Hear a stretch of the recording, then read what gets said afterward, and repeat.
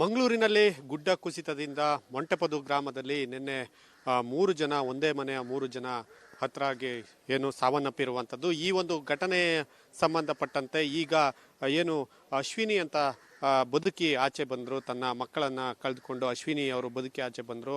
ಅವರ ತಮ್ಮ ಪೊಲೀಸ್ ಠಾಣೆಗೆ ದೂರನ್ನ ನೀಡಿರುವಂಥದ್ದು. ಈಗ ಅವರು ನಮ್ಮ ಜೊತೆ ಇದ್ದಾರೆ. ಯಾಕೆ ಒಂದು ಪೊಲೀಸ್ ಠಾಣೆಗೆ ದೂರು ನೀಡಿದ್ದಾರೆ ಮತ್ತೆ ಯಾರ್ಯಾರ ವಿರುದ್ಧ ದೂರು ನೀಡಿದ್ದಾರೆ ಅನ್ನೋ ಬಗ್ಗೆ ಈಗ ನಾವು ಅವ್ರನ್ನ ಮಾತಾಡ್ಸೋಣ. ಸರ್, ತಮ್ಮ ಹೆಸರೇನು ಮತ್ತೆ ತಾವು ಈ ಒಂದು ಘಟನೆ ಬಗ್ಗೆ ದೂರು ನೀಡಿದ್ದೀರಾ, ಏನು ವಿಚಾರ ಅಂತ? ಅಂದರೆ ಅಲ್ಲಿ ಅವೈಜ್ಞಾನಿಕವಾಗಿ ರಸ್ತೆ ನಿರ್ಮಾಣ ಮಾಡಿದ್ದಾರೆ. ರಸ್ತೆಯನ್ನು ನಿರ್ಮಾಣ ಮಾಡುವಾಗ ಅವರು ಅಟ್ಲೀಸ್ಟ್ ಒಂದು ಸಾಯಿಲ್ ಆದರೂ ಟೆಸ್ಟ್ ಮಾಡಬೇಕು. ಯಾಕಂದರೆ ನಮ್ಮ ಸಿವಿಲಲ್ಲೇ ಇದೆ, ನಾನು ಕೂಡ ಒಬ್ಬ ಸಿವಿಲ್ ಇಂಜಿನಿಯರ್ಸ್ ಬಂದು ಸಾಯಿಲ್ ಟೆಸ್ಟ್ ಮಾಡಿ ಅದರದ್ದು ಸ್ಟ್ರೆಂತ್ ಎಷ್ಟಿದೆ, ಅಲ್ಲಿ ರಸ್ತೆ ನಿರ್ಮಾಣ ಮಾಡ್ಬೋದಾ ಅದೆಲ್ಲ ನೋಡಬೇಕು. ಅದೆಲ್ಲ ನೋಡಿದಾದ್ಮೇಲೆ ರಸ್ತೆ ನಿರ್ಮಾಣ ಮಾಡಬೇಕು. ಇಷ್ಟವು ಗೊತ್ತಿದ್ದರೂ ಅವರು ಅವೈಜ್ಞಾನಿಕವಾಗಿ ರಸ್ತೆಯನ್ನು ನಿರ್ಮಾಣ ಮಾಡಿದ್ದಾರೆ. ಹಾಗೆ ಇದರ ಬಗ್ಗೆ ನಾನೊಂದು ಕಂಪ್ಲೇಂಟ್ ಕೊಡೋಕ್ಕೆ ನಿನ್ನೆ ಕೊಣಾಜೆ ಸ್ಟೇಷನ್ಗೆ ಹೋದೆ. ಅವರು ನಮ್ಮ ಕಂಪ್ಲೇಂಟನ್ನು ತೆಗೆಯೋಕ್ಕೆ ರೆಡಿ ಇರಲಿಲ್ಲ. ಅವರು ಹೇಳ್ತಿದ್ದಾರೆ ನಾನು ಜಸ್ಟ್ ಪಿಟಿಷನ್ ಕೊಡ್ತೇನೆ, FIR ಮಾಡಲ್ಲ ಅಂತ. ಯಾಕೆ FIR ಮಾಡಲ್ಲ? ನಮಗೊಂದು ಇಷ್ಟು ಅನ್ಯಾಯ ಆಗಿದೆ, ಒಂದು ನ್ಯಾಯ ಬೇಡವಾ? ಪಿಟಿಷನ್ ಕೊಟ್ಟರೆ ಏನು ಮಾಡೋಕ್ಕಾಗುತ್ತೆ? ಅಲ್ಲಿ ಹೇಳ್ತಿದ್ದಾರೆ 15 ದಿವಸ ಆದರೂ FIR ಮಾಡ್ಬೋದು, 10 ದಿವಸ ಆದರೂ FIR ಮಾಡಬೇಕು. ನಾವು FIR ಮಾಡೋಕ್ಕೆ ಅಷ್ಟೊಂದು ದಿವಸ ಕಾಯಬೇಕಾ ಸರ್? ಕಾರಣ ಏನು ಹೇಳ್ತಿದ್ದಾರೆ? ಕಾರಣ ಏನು ಹೇಳ್ತಿಲ್ಲ. ಅವ್ರು ಹೇಳ್ತಿದ್ದಾರೆ ನಾವು ಒಂದು ಕಂಪ್ಲೇಂಟ್ ತಗೊಂಡಿದ್ದೇವೆ, ಒಂದು FIR ಆಗಿದೆ. ನೀವು ಯಾರ ವಿರುದ್ಧ ದೂರು ನೀಡಿದ್ರೆ ಪರ್ಟಿಕ್ಯುಲರ್? ಪಂಚಾಯತ್ ಅವರ ವಿರುದ್ಧ, ಮತ್ತೆ ಅದರದ್ದು ಇಂಜಿನಿಯರ್ ಮಾಡಿದ ಕೆಲಸ, ಮತ್ತೆ ಇವರು ಕಾಂಟ್ರಾಕ್ಟರ್ ಅವರ ವಿರುದ್ಧ ಎಲ್ಲ ಕಂಪ್ಲೇಂಟ್ ಮಾಡಿದ್ದೇನೆ ಸರ್. ಓಕೆ, ಮತ್ತೆ ಇನ್ನೊಬ್ರು ಸಂಬಂಧಿ ನಮ್ಮ ಜೊತೆ ಇದ್ದಾರೆ. ಮೇಡಮ್, ನಿಮ್ಮ ಹೆಸರೇನು ಮತ್ತೆ ಈಗ ಅಶ್ವಿನಿ ಅವರ ಪರಿಸ್ಥಿತಿ ಯಾವ ರೀತಿ ಇದೆ, ಏನು ಹೇಳ್ತೀರಾ? ಸರ್, ನನ್ನ ಹೆಸರು ಸುಮಲತಾ ಅಂತ ಹೇಳಿ. ಅಶ್ವಿನಿ ಅವರು ಈಗ ಇವತ್ತಿನ ಮಟ್ಟಿಗೆ ನಾನು ಡಾಕ್ಟರ್ ವಿಕ್ರಮ್ ಶೆಟ್ಟಿ ಅವ್ರ ಹತ್ರ ಮಾತಾಡಿದೆ ಈಗಾಗಲೇ. ಅವರು ಈಗ ಸ್ವಲ್ಪ ಸ್ಟೇಬಲ್ ಇದ್ದಾರೆ, ಎಲ್ಲ ನಾರ್ಮಲ್ ಉಂಟು. ಆದರೆ 24 hours ಅಬ್ಸರ್ವೇಷನಲ್ಲಿ ಇಡಲೇಬೇಕಾಗುತ್ತೆ, ನಾವು ಆಮೇಲೆ ಹೇಳಲಿಕ್ಕಾಗೋದು ಅಂತ ಹೇಳಿದ್ದಾರೆ. ಹಾಗಾಗಿ ಅವರು ಸುಧಾರಿಸ್ಕೊಳ್ಬೋದು, ದೇವರ ದಯದಿಂದ ಸುಧಾರಿಸ್ಕೊಳ್ಬೋದು ಅಂತ ಅನ್ನಿಸ್ತಾ ಇದೆ. ಈಗ ಈ ಘಟನೆಗೆ ಸಂಬಂಧಪಟ್ಟಾಗ ಈಗ ಹೇಳಿದ್ರು ಮಂಜವಾಡಿ ಗ್ರಾಮ ಪಂಚಾಯತಿ ಮತ್ತೆ ಆ ಗ್ರಾಮ ಪಂಚಾಯತಿ ಅಧಿಕಾರಿಗಳ ವಿರುದ್ಧ ಮತ್ತೆ KRDI ವಿರುದ್ಧ ದೂರು ಕೊಡ್ತೀವಿ ಅನ್ನೋ ಮಾತನ್ನ ಹೇಳ್ತಾ ಇದ್ದಾರೆ, ಏನು ಹೇಳ್ತೀರಾ? ಹೇಳೋದಾದ್ರೆ ಸರ್, ಈಗ ನಮಗೆ ಗೊತ್ತಿರೋದು ದಕ್ಷಿಣ ಕನ್ನಡ ಜಿಲ್ಲೆಯಲ್ಲಿ ಮೊನ್ನೆಯಿಂದ ಧಾರಾಕಾರವಾಗಿ ಮಳೆ ಸುರಿತಾ ಇದೆ, 7-8 ದಿವಸದಿಂದ ಮಳೆ ಸುರಿತಾ ಇದೆ. ಇದರಿಂದಾಗಿ ಅನೇಕ ಹಾನಿಗಳು ಎಲ್ಲ ಕಡೆ ಆಗ್ತಾ ಉಂಟು. ಎಲ್ಲ ರೀತಿಯ ಪರಿಸ್ಥಿತಿ ತುಂಬ ಹದಗೆಟ್ಟ ಅಪಾಯದಲ್ಲಿ ಇರುವಂಥದ್ದು ಈಗಿನ ಪ್ರಸ್ತುತ ವಿಚಾರ. ಆದರೆ ಇಲ್ಲಿ ಏನು ಅಂತ ಹೇಳಿದರೆ, ಇಲ್ಲಿ ಮುಖ್ಯವಾಗಿ ಈ ಒಂದು ಪರಿಸ್ಥಿತಿಗೆ ನಾವು ಕಂಪ್ಲೇಂಟ್ ಕೊಡಲಿಕ್ಕೆ, ನಿನ್ನೆ ಪೊಲೀಸ್ ಸ್ಟೇಷನ್ಗೆ ಕಂಪ್ಲೇಂಟ್ ಕೊಡಲಿಕ್ಕೆ ಹೋಗಲಿಕ್ಕೆ ಕಾರಣ ಏನು ಅಂತ ಹೇಳಿದರೆ, ಅಲ್ಲಿ ನಿನ್ನೆ ಬಿದ್ದಂಥ ಗುಡ್ಡ ಕುಸಿತ ಆದಂತಹ ಜಾಗದ ಮೇಲೆ, ಮನೆಯ ಮೇಲೆ ಒಂದು ರಸ್ತೆ ಕಾಂಕ್ರೀಟೀಕರಣ ಆಗಿದೆ. 2017-18ನೇ ಇಸವಿಯಲ್ಲಿ ರಸ್ತೆ ಕಾಂಕ್ರೀಟೀಕರಣ ಮಾಡಿದ್ದಾರೆ. ಅದು ಕಾಂಕ್ರೀಟೀಕರಣ ಮಾಡಿದ್ದು ಅದೊಂದು ಅವೈಜ್ಞಾನಿಕ, ಅದೊಂದು ಕೃತ್ಯ ಅಂತಲೇ ಹೇಳ್ಬೋದು. ಯಾಕಂತ ಹೇಳಿದರೆ, ಅದನ್ನು ಮಾಡುವ ಮುಂಚೆ ಅಲ್ಲಿರುವ ಸುತ್ತಮುತ್ತಲಿನ ಮನೆಯವರಿಗೆ ಮುಖ್ಯವಾಗಿ ಅವರು ಇನ್ಫಾರ್ಮೇಷನ್ ಕೊಡಬೇಕಾಗ್ತದೆ, ಅದರ ಇದರ ಸೇಫ್ಟಿಗೋಸ್ಕರ. ಯಾಕಂತ ಹೇಳಿದರೆ ಮುಂದೆ ಏನಾಗ್ಬೋದು ಅಂತ ಹೇಳಲಿಕ್ಕೆ ಆಗೋದು, ಯಾಕಂದರೆ ಅದು ಇಳಿಜಾರು ಪ್ರದೇಶ. ಹಾಗಾಗಿ ಈ ರೀತಿಯ ಒಂದು ಇದನ್ನು ಯಾರು ಮಾಡಬೇಕು? ಅಧಿಕಾರಿಗಳು ಮಾಡಬೇಕಾದದ್ದು ಅವರ ಕರ್ತವ್ಯ. ಆದರೆ ಆ ಕರ್ತವ್ಯವನ್ನು ಅವರು ಮಾಡಲಿಲ್ಲ, ಯಾವುದೇ ಸೂಚನೆಯನ್ನು ಇವರಿಗೆ ಕೊಡಲಿಲ್ಲ. ಇಲ್ಲಿ ನಾವು ರಸ್ತೆ ಮಾಡ್ತಾ ಇದ್ದೇವೆ, ಆ ರಸ್ತೆ ಮಾಡಿದ ಕಾರಣ, ಅಲ್ಲಿರುವ ಮರಗಳನ್ನೆಲ್ಲ ಕಡ್ದ ಕಾರಣ, ಅಲ್ಲಿ JCB ಬಂದು ಮಣ್ಣನ್ನೆಲ್ಲ ತೆಗೆದ ಕಾರಣ ಏನಾಗಿದೆ ಅಂತ, ಆ ಮಣ್ಣು ಸಡಿಲಗೊಂಡು ಈ ಸಲ ಬಂದಂತಹ ಮಳೆ ಹಾಗೆ ಇತ್ತು, ಆ ಮಳೆಗೆ ಎಲ್ಲ ಗುಡ್ಡ ಕುಸಿದು ಕೆಳಗೆ ಬಿದ್ದಿದೆ. ಈಗ ಇದಕ್ಕೆ ಯಾರು ಹೊಣೆ? ಈಗ ಅದರಲ್ಲಿ ಜೀವ ಹೋದದ್ದು ಯಾರದ್ದು? ಬಡವರ ಜೀವ ಹೋಯಿತು. ಆದರೆ ಇದಕ್ಕೆ ಕೆಲಸ ಮಾಡಿದವರು KRDL ಡಿಪಾರ್ಟ್ಮೆಂಟ್ನವರು, ಇದಕ್ಕೆ ಕಾಂಟ್ರಾಕ್ಟ್ನವರೆಲ್ಲ ಸೇರಿ, ಅಧಿಕಾರಿಗಳು, ಇಂಜಿನಿಯರ್ಗಳು ಎಲ್ಲ ಸೇರಿ ಕೆಲಸ ಮಾಡಿದ್ದಾರೆ. ಈಗ ನಮಗೆ ಇದಕ್ಕೆ ನ್ಯಾಯ ಸಿಗಬೇಕು.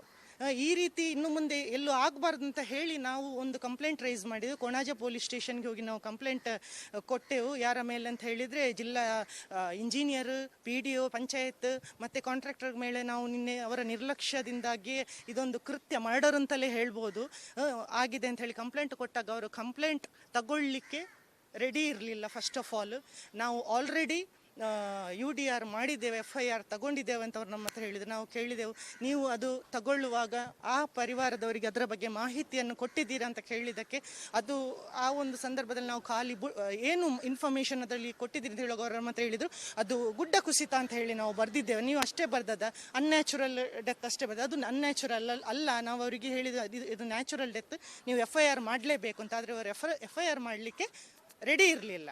ಅವರು ನಾವು FIR ಮಾಡೋದಿಲ್ಲ, ನಾವು ಒಂದು NCR ಮಾಡಿ ನಿಮಗೆ ಕೊಡ್ತೇವೆ ಅಂತ ಹೇಳಿದರು. ಅದಕ್ಕೆ ನಾವು ರೆಡಿ ಇಲ್ಲ. ಯಾಕೆ ಈ ಪೊಲೀಸ್ ಅಧಿಕಾರಿಗಳು ಯಾಕೆ ಅದನ್ನು FIR ಮಾಡಲಿಕ್ಕೆ ರೆಡಿ ಇಲ್ಲ? ಏನಿದ್ರ ಮುಖ್ಯ ಕಾರಣ ಏನು? BNS ಆ್ಯಕ್ಟ್ ಅಲ್ಲಿ 105 ಅಲ್ಲಿ ಯಾಕೆ ಅವರು ಅದನ್ನು ತೆಗಿಲಿಕ್ಕೆ ರೆಡಿ ಇಲ್ಲ ಅಂತ ಹೇಳಿ ನಾವು ಪ್ರಶ್ನೆ ಮಾಡಿದ್ದಕ್ಕೆ ಅವರು ನಮ್ಮ ಹತ್ರ ತುಂಬ ಚರ್ಚೆಗೆ ಬಂದು ನಮ್ಮನ್ನು ತುಂಬ ಅಲ್ಲಿ ಸತಾಯಿಸಿದ್ರು. ಇನ್ನೂ ಕೂಡ ಅವರು FIR ಮಾಡಲಿಲ್ಲ, 15 ದಿವಸ ಸಮಯ ಹೋಗ್ತದೆ ಅಂತ ನಮ್ಮ ಹತ್ರ ಅವರು ತಿಳಿಸಿದ್ರು ಸರ್. ನನ್ನ ಹೆಸರು ಸುಮಲತಾ ಅಂತ ಹೇಳಿ. ನೋಡ್ಬೋದು, ತೇಜಕುಮಾರ್ ಹಾಗೂ ಸುಮಲತಾ ಇಬ್ರು ನಮ್ಮ ಜೊತೆ ಈಗ ಮಾತನಾಡಿದ್ರು. ಈ ಒಂದು ಮೊಂಟಪದು ಗುಡ್ಡ ಕುಸಿತ ಪ್ರಕರಣಕ್ಕೆ ಸಂಬಂಧಪಟ್ಟಂತೆ ಈಗಾಗಲೇ ಇಬ್ಬರು ಮಕ್ಕಳು ಮತ್ತು ಓರ್ವ ಮಹಿಳೆ ಮೃತಪಟ್ಟಿದ್ದಾರೆ. ಅಶ್ವಿನಿ ಅವರು ಕೂಡ ಗಂಭೀರವಾಗಿ ಗಾಯಗೊಂಡಿದ್ದಾರೆ. ಹೀಗಾಗಿ ಈ ಪ್ರಕರಣ ಒಂದು ನ್ಯಾಚುರಲ್ ಆಗಿ ಆಗಿರುವಂತದ್ದಲ್ಲ. ಮೊಂಟಪದು ಸೀತಾರಾಮ ಅವರ ಮನೆಯ ಹಿಂದೆ ಗುಡ್ಡ ಏನಿತ್ತು, ಆ ಗುಡ್ಡದ ಮೇಲೆ ಮಾಡಿರುವಂತಹ ಒಂದು ಕಾಂಕ್ರೀಟ್ ರಸ್ತೆ, ಅವೈಜ್ಞಾನಿಕವಾಗಿ ಕಾಂಕ್ರೀಟ್ ರಸ್ತೆ ಮಾಡಿರುವಂತದ್ದೇ ಇವತ್ತು ನಮ್ಮ ಕುಟುಂಬದ ಸದಸ್ಯರಿಗೆ ಈ ಒಂದು ಗತಿ ಬರಲಿಕ್ಕೆ ಕಾರಣ ಅನ್ನುವಂಥದ್ದು ತೇಜಕುಮಾರ್ ಅವರು ಹೇಳ್ತಾ ಇರುವಂಥದ್ದು. ಈ ಹಿನ್ನೆಲೆಯಲ್ಲಿ ಅವರು ಕೋಣಾಜೆ ಪೊಲೀಸ್ ಠಾಣೆಗೆ ದೂರನ್ನ ನೀಡಿ ಕಾನೂನು ಸಮರಕ್ಕೂ ಕೂಡ ಇಳಿದಿರುವಂಥದ್ದು. ಕ್ಯಾಮ್ರಾ ಪರ್ಸನ್ ದಿವಾಕರ್ ಜೊತೆ ಖುಷ್ವಂತ್, ರಿಪಬ್ಲಿಕ್ ಕನ್ನಡ, ಮಂಗಳೂರು. ಮಂಗಳೂರಿನಲ್ಲಿ ಗುಡ್ಡ ಕುಸಿತದಿಂದ ಮೊಂಟಪದು ಗ್ರಾಮದಲ್ಲಿ ನಿನ್ನೆ 3 ಜನ, ಒಂದೇ ಮನೆಯ 3 ಜನ ಹತ್ರಾಗಿ ಏನು ಸಾವನ್ನಪ್ಪಿರುವಂಥದ್ದು. ಈ ಒಂದು ಘಟನೆ ಸಂಬಂಧಪಟ್ಟಂತೆ ಈಗ ಏನು ಅಶ್ವಿನಿ ಅಂತ ಬದುಕಿ ಆಚೆ ಬಂದರು, ತನ್ನ ಮಕ್ಕಳನ್ನ ಕಳೆದುಕೊಂಡು ಅಶ್ವಿನಿ ಅವರು ಬದುಕಿ ಆಚೆ ಬಂದರು. ಅವರ ತಮ್ಮ ಪೊಲೀಸ್ ಠಾಣೆಗೆ ದೂರನ್ನ ನೀಡಿರುವಂಥದ್ದು. ಈಗ ಅವರು ನಮ್ಮ ಜೊತೆ ಇದ್ದಾರೆ. ಯಾಕೆ ಒಂದು ಪೊಲೀಸ್ ಠಾಣೆಗೆ ದೂರು ನೀಡಿದ್ದಾರೆ ಮತ್ತೆ ಯಾರ್ಯಾರ ವಿರುದ್ಧ ದೂರು ನೀಡಿದ್ದಾರೆ ಅನ್ನೋ ಬಗ್ಗೆ ಈಗ ನಾವು ಅವ್ರನ್ನ ಮಾತಾಡ್ಸೋಣ. ಸರ್, ತಮ್ಮ ಹೆಸರೇನು ಮತ್ತೆ ತಾವು ಈ ಒಂದು ಘಟನೆ ಬಗ್ಗೆ ದೂರು ನೀಡಿದ್ದೀರಾ, ಏನು ವಿಚಾರ ಅಂತ? ಅಂದರೆ ಅಲ್ಲಿ ಅವೈಜ್ಞಾನಿಕವಾಗಿ ರಸ್ತೆ ನಿರ್ಮಾಣ ಮಾಡಿದ್ದಾರೆ. ರಸ್ತೆಯನ್ನು ನಿರ್ಮಾಣ ಮಾಡುವಾಗ ಅವರು ಅಟ್ಲೀಸ್ಟ್ ಒಂದು ಸಾಯಿಲ್ ಆದರೂ ಟೆಸ್ಟ್ ಮಾಡಬೇಕು. ಯಾಕಂದರೆ ನಮ್ಮ ಸಿವಿಲಲ್ಲೇ ಇದೆ, ನಾನು ಕೂಡ ಒಬ್ಬ ಸಿವಿಲ್ ಇಂಜಿನಿಯರ್ಸ್ ಬಂದು ಸಾಯಿಲ್ ಟೆಸ್ಟ್ ಮಾಡಿ ಅದರದ್ದು ಸ್ಟ್ರೆಂತ್ ಎಷ್ಟಿದೆ, ಅಲ್ಲಿ ರಸ್ತೆ ನಿರ್ಮಾಣ ಮಾಡ್ಬೋದಾ ಅದೆಲ್ಲ ನೋಡಬೇಕು. ಅದೆಲ್ಲ ನೋಡಿದಾದ್ಮೇಲೆ ರಸ್ತೆ ನಿರ್ಮಾಣ ಮಾಡಬೇಕು. ಇಷ್ಟವು ಗೊತ್ತಿದ್ದರೂ ಅವರು ಅವೈಜ್ಞಾನಿಕವಾಗಿ ರಸ್ತೆಯನ್ನು ನಿರ್ಮಾಣ ಮಾಡಿದ್ದಾರೆ. ಹಾಗೆ ಇದರ ಬಗ್ಗೆ ನಾನೊಂದು ಕಂಪ್ಲೇಂಟ್ ಕೊಡೋಕ್ಕೆ ನಿನ್ನೆ ಕೋಣಾಜೆ ಸ್ಟೇಷನ್ಗೆ ಹೋದೆ. ಅವರು ನಮ್ಮ ಕಂಪ್ಲೇಂಟನ್ನು ತೆಗೆಯೋಕ್ಕೆ ರೆಡಿ ಇರಲಿಲ್ಲ. ಅವರು ಹೇಳ್ತಿದ್ದಾರೆ, ನಾನು ಜಸ್ಟ್ ಪಿಟಿಷನ್ ಕೊಡ್ತೇನೆ, FIR ಮಾಡಲ್ಲ ಅಂತ. ಯಾಕೆ FIR ಮಾಡಲ್ಲ? ನಮಗೊಂದು ಇಷ್ಟು ಅನ್ಯಾಯ ಆಗಿದೆ, ಒಂದು ನ್ಯಾಯ ಬೇಡವಾ? ಪಿಟಿಷನ್ ಕೊಟ್ಟರೆ ಏನು ಮಾಡೋಕ್ಕಾಗುತ್ತೆ? ಅಲ್ಲಿ ಹೇಳ್ತಿದ್ದಾರೆ 15 ದಿವಸ ಆದರೂ FIR ಮಾಡ್ಬೋದು, 10 ದಿವಸ ಆದರೂ FIR ಮಾಡಬೇಕು. ನಾವು FIR ಮಾಡೋಕ್ಕೆ ಅಷ್ಟೊಂದು ದಿವಸ ಕಾಯಬೇಕಾ ಸರ್? ಕಾರಣ ಏನು ಹೇಳ್ತಿದ್ದಾರೆ? ಕಾರಣ ಏನು ಹೇಳ್ತಿಲ್ಲ. ಅವ್ರು ಹೇಳ್ತಿದ್ದಾರೆ, ನಾವು ಒಂದು ಕಂಪ್ಲೇಂಟ್ ತಗೊಂಡಿದ್ದೇವೆ, ಒಂದು FIR ಆಗಿದೆ. ನೀವು ಯಾರ ವಿರುದ್ಧ ದೂರು ನೀಡಿದ್ರಿ ಪರ್ಟಿಕ್ಯುಲರ್? ಪಂಚಾಯತ್ ಅವರ ವಿರುದ್ಧ, ಮತ್ತೆ ಅದರದ್ದು ಇಂಜಿನಿಯರ್ ಮಾಡಿದ ಕೆಲಸ, ಮತ್ತೆ ಇವರು ಕಾಂಟ್ರಾಕ್ಟರ್ ಅವರ ವಿರುದ್ಧ ಎಲ್ಲ ಕಂಪ್ಲೇಂಟ್ ಮಾಡಿದ್ದೇನೆ ಸರ್. ಓಕೆ, ಮತ್ತೆ ಇನ್ನೊಬ್ರು ಸಂಬಂಧಿ ನಮ್ಮ ಜೊತೆ ಇದ್ದಾರೆ. ಮೇಡಮ್, ನಿಮ್ಮ ಹೆಸರೇನು ಮತ್ತೆ ಈಗ ಅಶ್ವಿನಿ ಅವರ ಪರಿಸ್ಥಿತಿ ಯಾವ ರೀತಿ ಇದೆ, ಏನು ಹೇಳ್ತೀರಾ? ಸರ್, ನನ್ನ ಹೆಸರು ಸುಮಲತಾ ಅಂತ ಹೇಳಿ. ಅಶ್ವಿನಿ ಅವರು ಈಗ ಇವತ್ತಿನ ಮಟ್ಟಿಗೆ ನಾನು ಡಾಕ್ಟರ್ ವಿಕ್ರಮ್ ಶೆಟ್ಟಿ ಅವ್ರ ಹತ್ರ ಮಾತಾಡಿದೆ ಈಗಾಗಲೇ. ಅವರು ಈಗ ಸ್ವಲ್ಪ ಸ್ಟೇಬಲ್ ಇದ್ದಾರೆ, ಎಲ್ಲ ನಾರ್ಮಲ್ ಉಂಟು. ಆದರೆ 24 hours ಅಬ್ಸರ್ವೇಷನಲ್ಲಿ ಇಡಲೇಬೇಕಾಗುತ್ತೆ, ನಾವು ಆಮೇಲೆ ಹೇಳಲಿಕ್ಕಾಗೋದು ಅಂತ ಹೇಳಿದ್ದಾರೆ. ಹಾಗಾಗಿ ಅವರು ಸುಧಾರಿಸ್ಕೊಳ್ಬೋದು, ದೇವರ ದಯದಿಂದ ಸುಧಾರಿಸ್ಕೊಳ್ಬೋದು ಅಂತ ಅನ್ನಿಸ್ತಾ ಇದೆ. ಈಗ ಈ ಘಟನೆಗೆ ಸಂಬಂಧಪಟ್ಟಾಗ ಈಗ ಹೇಳಿದ್ರು ಮಂಜವಾಡಿ ಗ್ರಾಮ ಪಂಚಾಯತಿ ಮತ್ತೆ ಆ ಗ್ರಾಮ ಪಂಚಾಯತಿ ಅಧಿಕಾರಿಗಳ ವಿರುದ್ಧ ಮತ್ತೆ KRDI ವಿರುದ್ಧ ದೂರು ಕೊಡ್ತೀವಿ ಅನ್ನೋ ಮಾತನ್ನ ಹೇಳ್ತಾ ಇದ್ದಾರೆ, ಏನು ಹೇಳ್ತೀರಾ?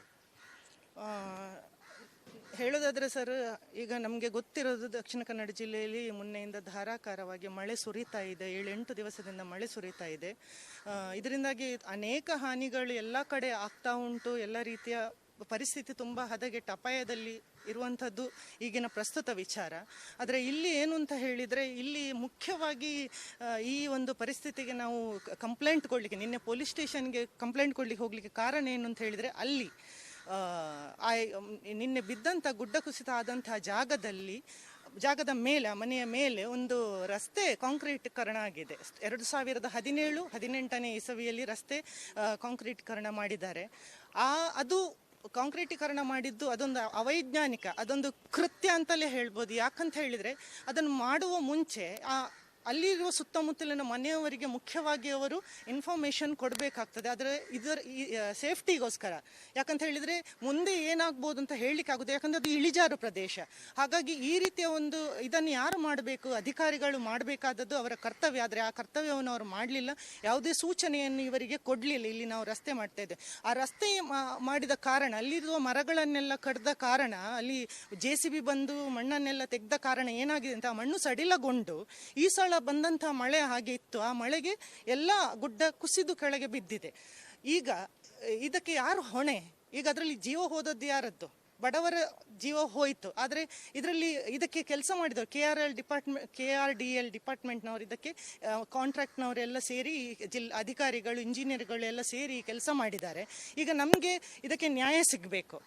ಈ ರೀತಿ ಇನ್ನು ಮುಂದೆ ಎಲ್ಲೂ ಆಗಬಾರ್ದು ಅಂತ ಹೇಳಿ ನಾವು ಒಂದು ಕಂಪ್ಲೇಂಟ್ ರೈಸ್ ಮಾಡಿದ್ದೆವು. ಕೊಣಾಜೆ ಪೊಲೀಸ್ ಸ್ಟೇಷನ್ಗೆ ಹೋಗಿ ನಾವು ಕಂಪ್ಲೇಂಟ್ ಕೊಟ್ಟೆವು. ಯಾರ ಮೇಲೆ ಅಂತ ಹೇಳಿದರೆ ಜಿಲ್ಲಾ ಇಂಜಿನಿಯರ್, PDO, ಪಂಚಾಯತ್ ಮತ್ತು ಕಾಂಟ್ರಾಕ್ಟರ್ ಮೇಲೆ ನಾವು ನಿನ್ನೆ ಅವರ ನಿರ್ಲಕ್ಷ್ಯದಿಂದಾಗಿ ಇದೊಂದು ಕೃತ್ಯ, ಮರ್ಡರ್ ಅಂತಲೇ ಹೇಳ್ಬೋದು, ಆಗಿದೆ ಅಂತ ಹೇಳಿ ಕಂಪ್ಲೇಂಟ್ ಕೊಟ್ಟಾಗ ಅವರು ಕಂಪ್ಲೇಂಟ್ ತಗೊಳ್ಳಿಕ್ಕೆ ರೆಡಿ ಇರಲಿಲ್ಲ. ಫಸ್ಟ್ ಆಫ್ ಆಲ್ ನಾವು ಆಲ್ರೆಡಿ UDR ಮಾಡಿದ್ದೇವೆ, FIR ತಗೊಂಡಿದ್ದೇವೆ ಅಂತ ಅವ್ರು ನಮ್ಮ ಹತ್ರ ಹೇಳಿದ್ರು. ನಾವು ಕೇಳಿದೆವು, ನೀವು ಅದು ತಗೊಳ್ಳುವಾಗ ಆ ಪರಿವಾರದವರಿಗೆ ಅದರ ಬಗ್ಗೆ ಮಾಹಿತಿಯನ್ನು ಕೊಟ್ಟಿದ್ದೀರಾ ಅಂತ ಕೇಳಿದ್ದಕ್ಕೆ, ಅದು ಆ ಒಂದು ಸಂದರ್ಭದಲ್ಲಿ ನಾವು ಖಾಲಿ ಏನು ಇನ್ಫಾರ್ಮೇಷನ್ ಅದರಲ್ಲಿ ಕೊಟ್ಟಿದ್ದೀರಿ ಅಂತ ಹೇಳುವಾಗ ಅವ್ರು ನಮ್ಮ ಹತ್ರ ಹೇಳಿದರು, ಅದು ಗುಡ್ಡ ಕುಸಿತ ಅಂತ ಹೇಳಿ ನಾವು ಬರೆದಿದ್ದೇವೆ. ನೀವು ಅಷ್ಟೇ ಬರ್ದದ, ಅನ್ಯಾಚುರಲ್ ಡೆತ್ ಅಷ್ಟೇ ಬರ್ತದೆ, ಅದು ಅನ್ಯಾಚುರಲ್ ಅಲ್ಲ. ನಾವು ಅವರಿಗೆ ಹೇಳಿದ ಇದು ನ್ಯಾಚುರಲ್ ಡೆತ್, ನೀವು FIR ಮಾಡಲೇಬೇಕು ಅಂತ. ಆದರೆ ಅವರು FIR ಮಾಡಲಿಕ್ಕೆ ರೆಡಿ ಇರಲಿಲ್ಲ.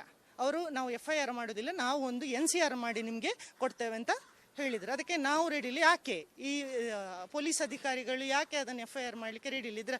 ಏನಿದ್ರ ಮುಖ್ಯ ಕಾರಣ ಏನು?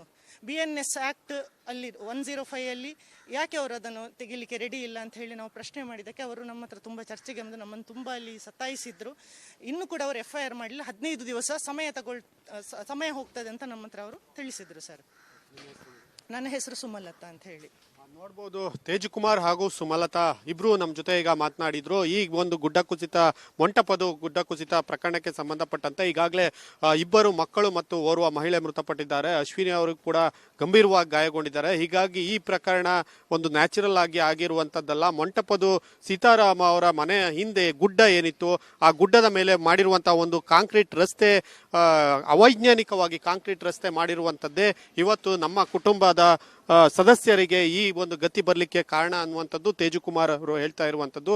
ಈ ಹಿನ್ನೆಲೆಯಲ್ಲಿ ಅವರು ಕೊಣಾಜೆ ಪೊಲೀಸ್ ಠಾಣೆಗೆ ದೂರನ್ನ ನೀಡಿ ಕಾನೂನು ಸಮರಕ್ಕೂ ಕೂಡ ಇಳಿದಿರುವಂಥದ್ದು. ಕ್ಯಾಮ್ರಾ ಪರ್ಸನ್ ದಿವಾಕರ್ ಜೊತೆ ಖುಷ್ವಂತ್, ರಿಪಬ್ಲಿಕ್ ಕನ್ನಡ, ಮಂಗಳೂರು.